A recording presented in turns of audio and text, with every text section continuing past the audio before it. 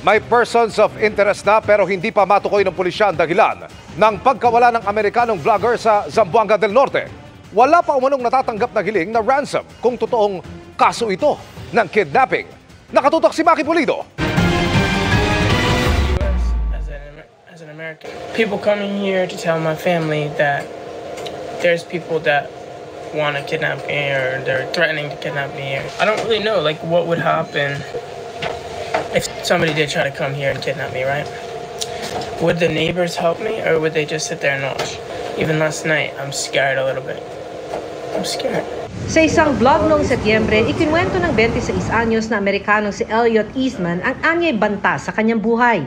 But I feel like I've been staying in this area for so long to the point where I don't even know if people like me anymore. Maybe they want bad things to happen to me now. Alas 11 ng gabi ng Huwebes, October 17, pinasok ng nasa 4 na armadong lalaki ang kanilang bahay sa Sitio Tungawan, Barangay Poblacion, Sibuco, Zamboanga del Norte. Sa paunang investigasyon, nagtangkang tumakas si Eastman pero binaril siya sa hita ng kidnapper at saka kinaladkad hanggang sa baybayin ng dagat kung saan may naghihintay umanong bangka. Pero tingin ng mga pulis, nasa area lang ng Zamboanga del Norte ang mga suspect at wala raw indikasyong nakarating ang mga ito sa Sulu o Basilan. Dahil 4 na araw na mula nang mangyari ang pagdukot at wala pa ring natatanggap na hiling na ransom, may sinisilip na iba pang motibo ang PNP. Normally, sa mga kidnapping case involving yung sinasabi nating grupo ay hindi naman nila sinasaktan.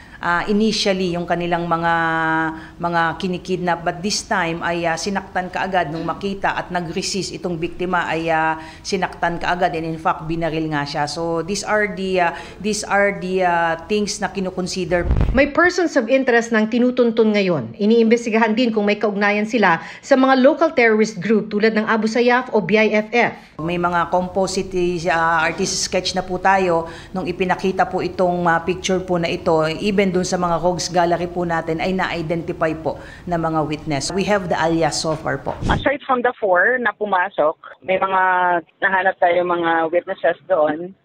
Although hindi pa natin talaga nako-connect kung anong grupo ito. And meron pa din tayong mga persons of interest sa ibang anggulo na nakikita natin. Nagsagawa na rin ng investigasyon ang mga ahente ng Federal Bureau of Investigation o FBI at binisita ang pamilya ni Eastman noong Sabado. Sa ngayon, nakaalis na raw ang mga ahente ng FBI. Ayon kay General Fajardo, hindi aktibo ang FBI sa investigasyon at hihingi na lang ng update mula sa kanilang legal attaché. Para sa GMA Integrated News, Maki Pulido, nakatutok, 24 oras.